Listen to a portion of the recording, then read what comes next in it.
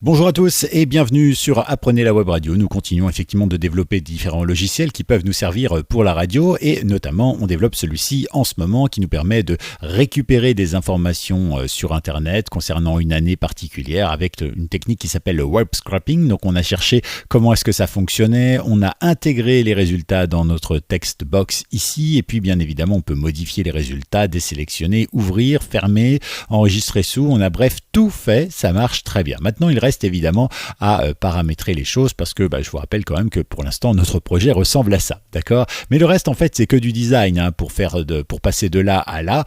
Maintenant c'est juste quelques lignes de code pour dire au lieu d'avoir un fond blanc, tu mets un fond gris. Au lieu d'avoir ici un je ne sais pas moi rechercher et machin, tu le mets à côté et tu le mets en bas, tu le mets ça dans Urfram ou pas, etc.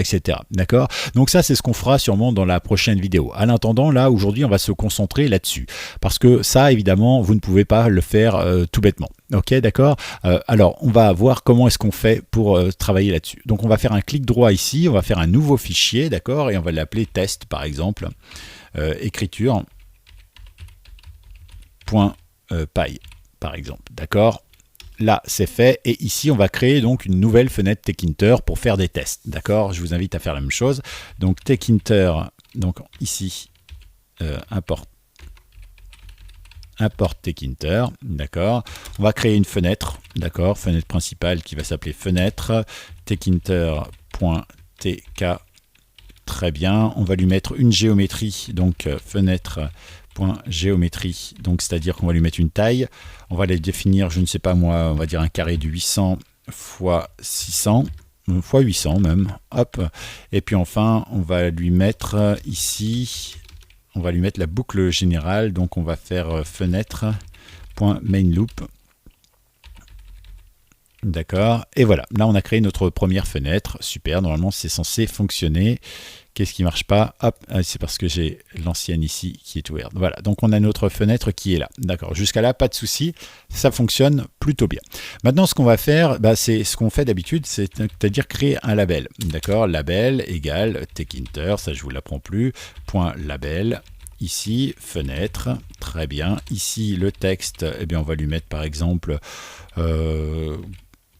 Gratage, d'accord, c'est le nom du logiciel tout simplement qu'on développe ensemble, enfin que moi je lui ai donné, mais vous lui donnerez peut-être un autre nom, ça c'est libre à vous évidemment. Et ici on va faire ce qu'on appelle un label.pack tout simplement pour l'afficher sur notre fenêtre. Voilà, donc ici on l'a, c'est génial, ça marche, parfait.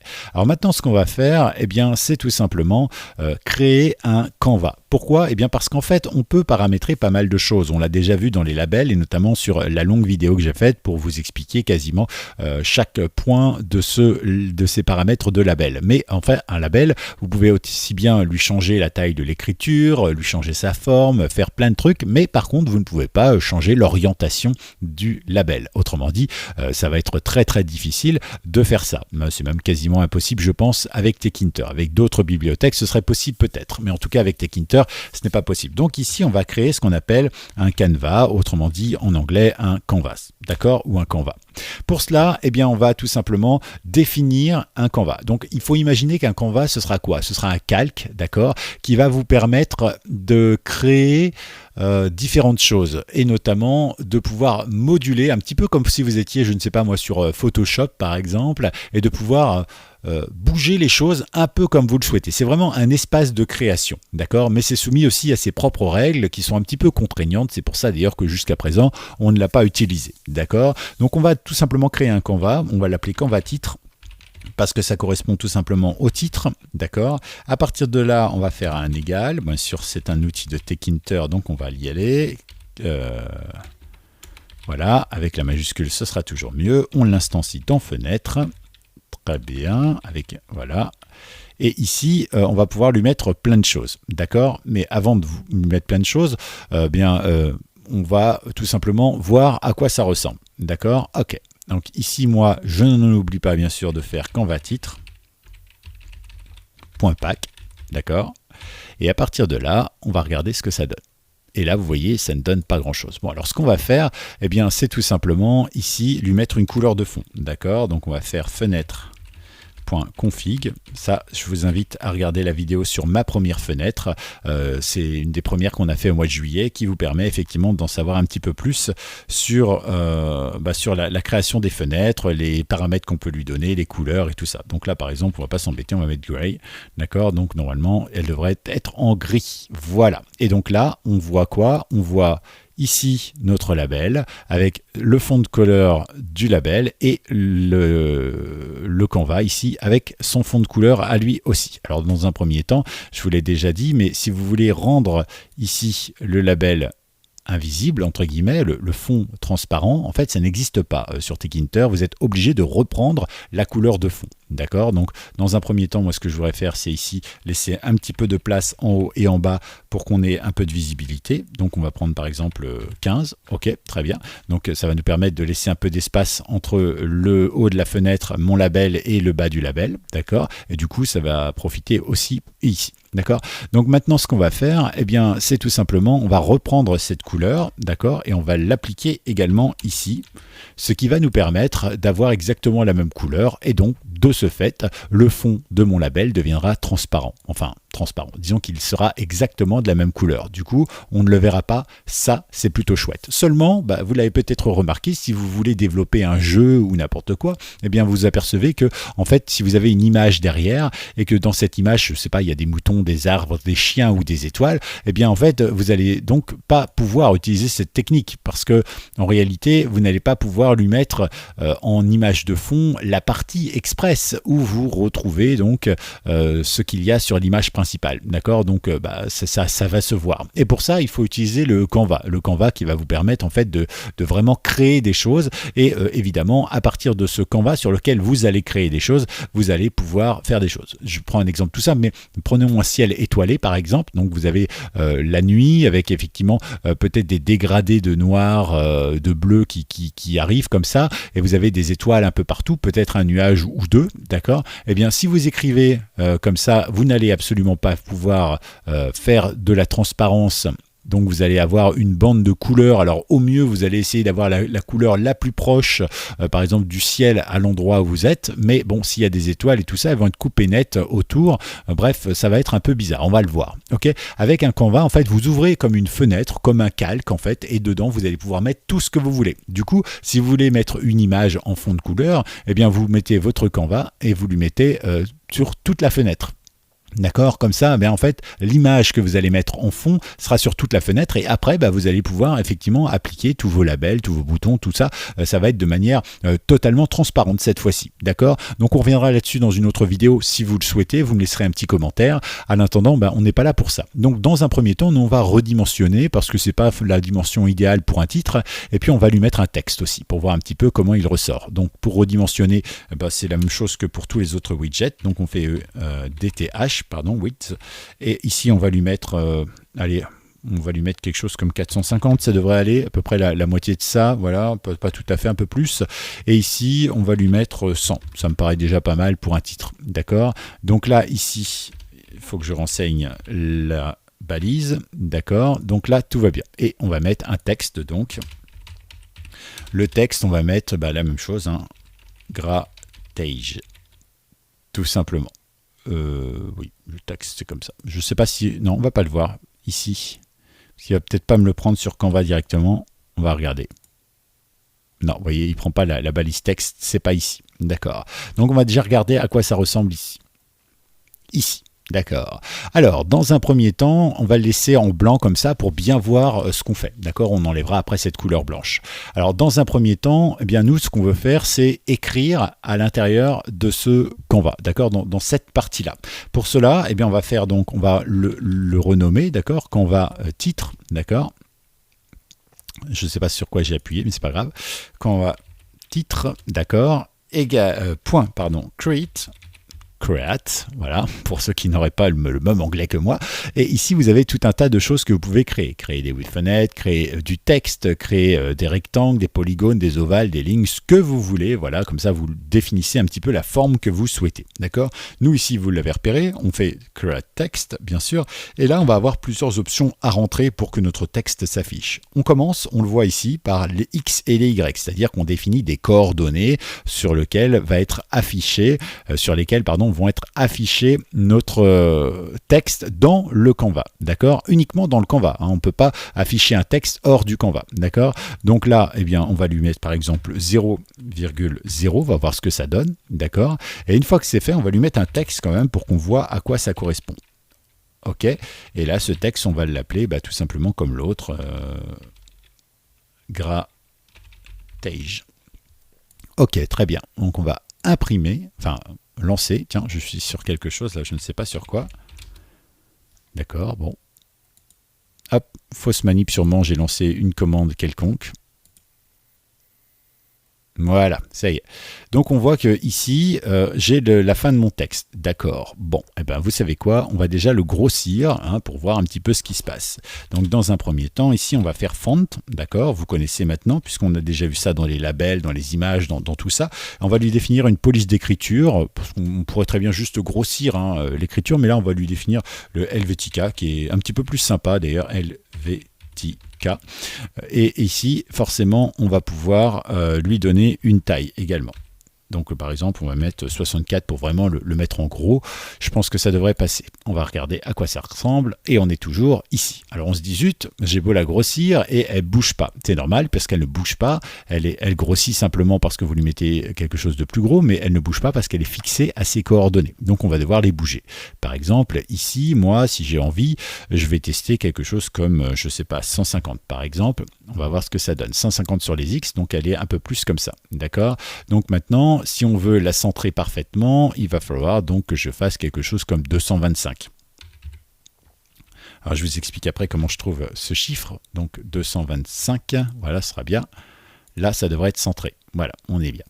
Et enfin, de l'autre côté, du coup, eh bien, on va utiliser ceci et on va faire 50. D'accord?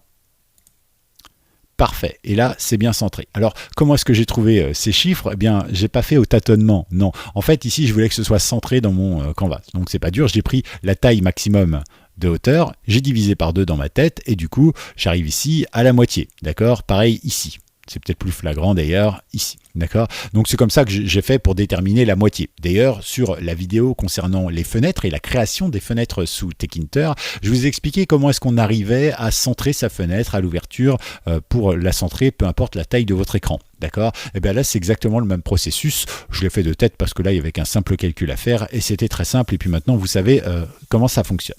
Donc techniquement, maintenant, comment on est? On est là. Donc on a à peu près ce qu'on veut. C'est-à-dire qu'on a ici une écriture en 64, en Helvetica, qui est centrée à peu près dans ma fenêtre. Et maintenant, moi, j'aimerais simplement faire la suite, c'est-à-dire le retourner et bien évidemment le centrer et on va voir ce que ça donne. Alors on va faire étape par étape pour que vous voyez au fur et à mesure les différentes choses qui peuvent être faites. La première chose qui va être faite, c'est déjà de retourner notre titre. Et là, ça va se passer forcément dans Create Text puisque ça concerne le texte directement. D'accord? Donc dans ce cas-là, on va faire tout simplement angle. D'accord? Et angle nous permet de choisir un angle, voilà, parce que je vous ai dit que c'était un logiciel simple, Tkinter, un programme très simple en Python, donc c'est très très agréable. Et ici on va mettre un angle, voilà, donc nous on va mettre 90, parce que 90 c'est ce qu'on cherche exactement. Donc on voit qu'effectivement notre texte est bien à 90, donc ça fonctionne très bien. Donc maintenant comment on fait? Eh bien c'est très simple, si on regarde un petit peu ici, on se dit ok, en mettant un angle de 90 ici, tu as donc fait transformer ton texte. 90 c'est l'exact, on va dire presque inverse de l'horizontalité. C'est-à-dire que, en fait, là on est horizontal, si je fais 90, j'arrive pile poil vertical. Très bien, parfait. Faisons exactement la même chose avec les informations que l'on a. C'est-à-dire qu'on va inverser les X et les Y, aussi bien ici que ici. Et on devrait donc normalement se retrouver avec tout en vertical. On va voir si c'est la bonne technique ou pas. Donc ici, on va faire 50 et ici 225. D'accord. On va vérifier déjà premièrement ce que ça fait. J'ai pas fermé. Voilà, donc déjà on voit qu'il s'est passé quelque chose puisqu'effectivement mon texte était centré, il ne l'est plus. Donc on peut imaginer que, eh bien en fait, ça a basculé, donc ça a bien basculé de ce côté-là. Bon, très bien. Voyons la suite, on va inverser les deux, 450, donc on va mettre 100 ici et 450 ici. D'accord ? Et on va regarder, et ça y est, nous y sommes. Ouf, enfin, ça y est, on a ce qu'on voulait. Alors maintenant, on va faire un petit truc, c'est qu'on va effacer la couleur qu'il y a au fond. D'accord ? Alors ici, on va tout simplement faire quelque chose de simple. On va faire BG égale pour background color, et ici, je vais mettre donc gray. Je ne vais pas m'embêter. D'accord ? Hop, ok. Donc, on va regarder ce qui se passe. C'est magnifique. Alors attention parce que ceci n'est pas une bordure, d'accord ? On pourrait être tenté de faire quelque chose comme border égale 0, d'accord ? Mais vous allez voir qu'en fait, ce qui s'affiche, c'est pas la border. La preuve, c'est que c'est encore là, d'accord ? D'ailleurs, qu'est-ce qui se passe ? Je ne sais même pas moi. Si j'appuie sur border égale 10, ça ne change rien parce qu'il ne doit pas prendre le border, d'accord ? En tout cas, eh bien, hop, ici, on va pas faire ça. En fait, ce qu'il y a ici, d'accord ? C'est c'est un trait de lumière. Ils appellent ça un trait de lumière, d'accord ? Donc on va chercher comment ça s'appelle en anglais. Alors moi j'ai toujours du mal à le prononcer parce que je ne suis pas quelqu'un d'à l'aise avec l'anglais, d'accord ? Avec les mots anglais écrits ça va, mais quand il s'agit de les prononcer, il s'agit de highlight thickness, d'accord ? Highlight thickness. Je pense que c'est comme ça qu'on dit, mais sinon c'est pas grave, vous l'aurez compris en voyant comment c'est écrit, d'accord ? Highlight thickness, et là vous mettez 0 tout simplement, parce que par défaut il est sur 2, d'accord ? Donc ici on se retrouve avec notre texte qui n'a plus rien, voilà, qui est totalement intégré à notre fond. D'accord ? Et on va pouvoir maintenant aller un petit peu plus loin. Par exemple, je voudrais changer la couleur de mon texte. Très bien. Eh bien, je vais faire ici. Alors attention, ne faites pas foreground color, d'accord ? Ne faites pas FG color parce que ça va pas marcher, c'est pas le but. Ici, pour changer la couleur, c'est fill. Alors ne me demandez pas pourquoi, je trouve ça assez étrange parce qu'effectivement fill d'habitude, ça définit effectivement si c'est à gauche, enfin si c'est tout est tiré en X ou tout est tiré en Y. En tout cas, ici vous pouvez choisir la couleur que vous souhaitez. Alors bon, ici on va rester sur des couleurs classiques, hein. On va faire silver par exemple, un peu argent, et on va regarder ce que ça donne. Hop, j'ai ma couleur argent, c'est déjà un peu plus beau, d'accord. Alors vous allez me dire, ouais, mais moi je voudrais par exemple qu'il soit à gauche, exactement comme ici. D'accord, bah dans ce cas-là, pas de souci. À ce moment-là, vous allez dans le pack, parce que là, c'est là que ça se passe, d'accord ? Et vous allez faire, comme on l'a déjà vu, side égale, et là, vous mettez left, par exemple, d'accord ? Et normalement, on devrait se retrouver avec notre texte à gauche, d'accord ? Vous pouvez lui mettre ici un petit pad X pour voir un petit peu comment ça fonctionne, pad X, et on va lui mettre par exemple un petit pad X de 15 pour le décaler un petit peu sur la gauche, sur la droite, pardon, et voilà, c'est nettement plus agréable, d'accord ? Donc ça, c'est plutôt cool. Ok, maintenant vous allez me dire peut-être, ah ouais, mais nous, on a vu que ici, tu vois, c'est tout rayé, du coup, ça rappelle un petit peu le truc. Bon, alors ça, c'est pas moi qui l'ai fait, hein, je vous le dis tout de suite. Voilà, c'est simplement que j'ai été sur Internet, comme tout le monde, et donc j'ai tapé police d'écriture. D'accord ? Là, vous avez plein de sites qui vous sont proposés, et notamment, vous avez la possibilité d'aller sur Dafont, hein, qui est sûrement le plus connu, et puis Google Font également, ce qui développe en HTML sur Internet et tout ça, vous savez un petit peu à quoi je fais allusion. Et là, vous avez tout plein de polices. Voilà, il y en a énormément des polices, hein. Vous pouvez avoir ça, police un peu cartoon, tiens, si vous avez envie d'un petit peu d'excentricité dans votre programme, voilà, hein, vous pouvez faire vraiment pas mal de choses. Tiens, si vous voulez dégrader ou déstructurer un petit peu les choses, on peut faire destroy par exemple. Alors, je suis désolé, mais moi, ça rame un peu parce que je suis en train d'enregistrer en même temps, hein, ma vidéo. Voilà. Et l'avantage, c'est que vous pouvez tester, par exemple, directement en tapant par exemple grattage ici, voir ce que ça peut donner. Vous mettez la taille de la police, vous mettez, enfin non, ça c'est le nombre de polices, d'accord. Ici vous avez la taille, d'accord, vous avez la popularité ou non, et puis bien sûr vous pouvez faire des tas de choses, d'accord. Donc ici par exemple j'ai appuyé et ça va s'afficher tranquillement. Bon, chez vous ça ira sûrement plus vite, voilà. Et vous avez plein de polices différentes, notamment celle-ci qui pourrait être très très sympathique directement dans votre programme. ou même ça, hein, ça peut être plutôt sympa. Alors, vous pouvez la télécharger ici, hein, vous voyez, c'est marqué gratuit pour un usage personnel. Alors, vous en avez qui sont aussi gratuits pour un usage commercial, hein, ça dépend vraiment de ce que vous avez, mais voilà, vous avez aussi les donationware, c'est-à-dire qu'en fait, vous donnez ce que vous voulez, tout simplement, d'accord? Mais l'essentiel, c'est de donner un petit peu. Alors, il faut savoir que quand vous faites une police, par exemple, si on prend celle-ci, d'accord, c'est du boulot, hein, parce qu'en réalité, c'est chaque lettre qui correspond à une image. C'est un petit peu ça, une police d'écriture, hein, peu importe la police que vous utilisez, même si c'est Arial ou Helvetica et tout ça, eh bien, c'est ça, en fait. Et donc, la personne, elle design chaque lettre et effectivement, par derrière, elle y met des effets. Donc, c'est pour ça que c'est bien de pouvoir respecter cela. Alors, qu'est-ce que ça veut dire, gratuit pour un usage personnel? Ça veut dire que si vous développez cela, par exemple, pour vous, hein, pour vous amuser, pour essayer, il n'y a pas de souci. Ok, très bien, ça marche. Mais maintenant, si jamais vous voulez développer ça pour le vendre, eh bien, ça ne marchera pas. D'accord? Si vous le développez pour vous ou pour votre radio et que vous ne le revendez pas derrière, ça fait partie du personnel. D'accord? Mais si vous voulez en faire un usage commercial, là, effectivement, il va falloir contacter la personne et parfois sortir le portefeuille. Sur celle-ci, par exemple, il vous le dit, hein, la donation pour le commercial, c'est 10 $. Donc, vous voyez, c'est pas énorme non plus. D'accord? Donc, je pense que si jamais vous voulez rester dans les clous, hein, ça coûtera pas bien cher d'utiliser ceci. Voilà. Bon, après, est-ce qu'il y a une chance ou pas que vous vous fassiez avoir? Ça, c'est une bonne question, mais ce sera à vous et votre conscience. Moi, je vous donne un petit peu ce qui se passe en termes de loi. Donc, une fois que vous avez choisi, vous téléchargez bien sûr votre police.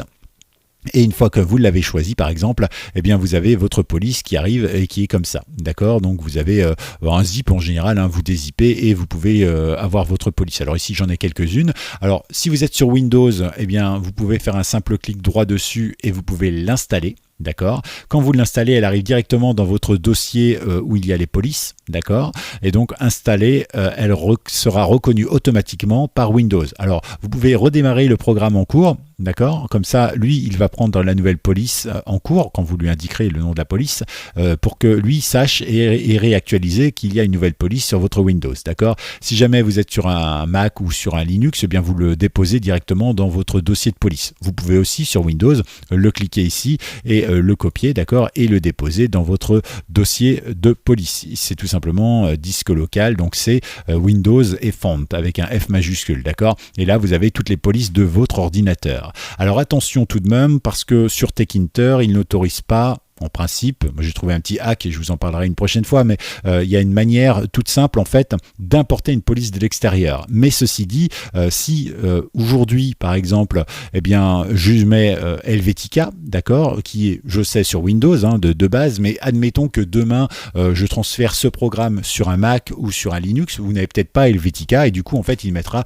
la police par défaut du système d'exploitation, d'accord, c'est Arial ou je ne sais pas quoi d'autre, ou Courrier Network ou peu importe. D'accord. Donc vous voyez, c'est important de faire attention à ça. Il faut toujours choisir des polices qui sont natives de Windows si jamais vous n'arrivez pas à importer une police de l'extérieur.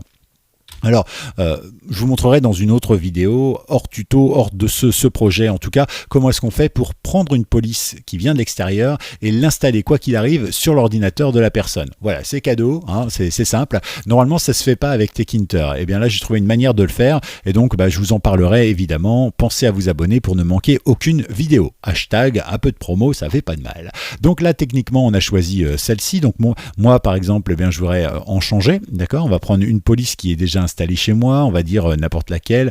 Voilà, laquelle je pourrais utiliser. Tiens, par exemple, celle-ci, ça fera un peu bizarre, mais après tout, pourquoi pas. Voilà.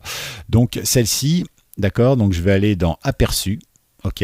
Et dans Aperçu, en fait, ici, j'ai le nom de la police, d'accord. Donc je vais pouvoir aller chercher ma police. Tout simplement, d'accord. Donc ici, par exemple, c'est Frankfurter. Ouais, je ne sais pas comment je vais. C'est un peu compliqué, mais bon, c'est pas grave. On va faire un test en direct. Donc il faut bien l'écrire en fait comme c'est écrit. Hein. Donc Frankfurter, d'accord, par exemple. Non, c'est pas la bonne. Hop, ici, Frankfurter Vénétiane. Enfin, espace Vénétiane, espace. Si je mets juste Frankfurter, est-ce qu'il me le retrouve? Peut-être, hein, ça me permettra de gagner du temps. Ok, donc on va supprimer ça. Voilà. Alors, hop, zut, j'ai pas vu. Ah, voilà. Donc là, il me l'a pas pris visiblement. Bon, alors du coup, Frankfurter J'ai dit Vénitiane, c'est ça? Décidément. Ok, j'aurais mieux fait d'en prendre une plus simple. On va peut-être en prendre une plus simple, hein, du coup. Ici, ok. Et qu'est-ce que je pourrais prendre, par exemple, comme police beaucoup plus simple? Bah, voilà, Alien Encounters, d'accord? Donc on va plutôt prendre celle-ci, on sera plus simple à écrire, Alien Encounters. Donc on va aller ici, vous allez aller là, et vous allez faire Alien Encounters, voilà, 64, on va voir ce que ça donne. Est-ce qu'il le prend? Oui, il l'a pris. Ah bah, vous voyez, c'est parfait, ça colle exactement, c'est celle que j'ai utilisée donc pour le programme. Hein, vous voyez, c'est exactement la même. Donc voilà, on arrive au même résultat, je ne savais même pas que j'avais pris celle-ci. En tout cas, eh bien voilà, vous avez compris comment on peut changer de police. Alors, il faut bien être conscient que si jamais je désinstalle ma police et que je relance le truc, ça ne fonctionnera pas, d'accord? Enfin, ça fonctionnera, mais avec la police d'origine de Techinter, d'accord? Donc pensez bien à cela, sinon, ben, attendez la prochaine vidéo, enfin une vidéo suivante où je vous dirai comment importer une police de l'extérieur depuis Techinter. D'accord? Ok. Bon, alors on a fait pas mal de choses. Je regarde un petit peu ce qu'on aurait pu faire et ce qu'on n'a pas fait. Ouais, bah si, on a fait ça. Ok, très bien. Alors maintenant, bah, on va faire la même chose, mais ici, du coup, hein, parce que bah, le but, c'est de commencer à designer un petit peu les choses. Alors ici, souvenez-vous, on avait un label titre. D'accord, ce label titre, il était tout simplement là avec Grattage et Helvetica. Donc moi, label titre ici, je vais le cacher, d'accord? Du coup, je vais le cacher ici aussi parce qu'il ne me sert à rien. Très bien. Mon label titre, maintenant, je voudrais le mettre de côté. Alors, comment on va faire ça? Bah, c'est très simple en réalité. On va reprendre exactement ce qu'on a fait avant, d'accord? Si je l'ai fait, c'est pas pour rien. Ici, crac. Ici, on va remettre ça, d'accord? Ici, moi, je vais packer, évidemment, mon logiciel, donc mon Canva, pardon. Donc, comment il s'appelle? Canva titre.pack, d'accord? Et normalement, bah, ça devrait être à peu près intégré, d'accord? Donc ici, par contre, j'ai pas besoin de body gray. Voilà. Et enfin, ici, silver, on peut le laisser peut-être comme ça. On va voir tout de suite ce que ça donne. D'accord? Donc il risque d'y avoir effectivement quelques bugs parce que bah, j'ai rien paramétré d'autre. D'accord? Donc vous voyez, il me l'a mis ici. Il n'y a déjà pas de souci. Que se passe-t-il maintenant si je le mets en side left directement?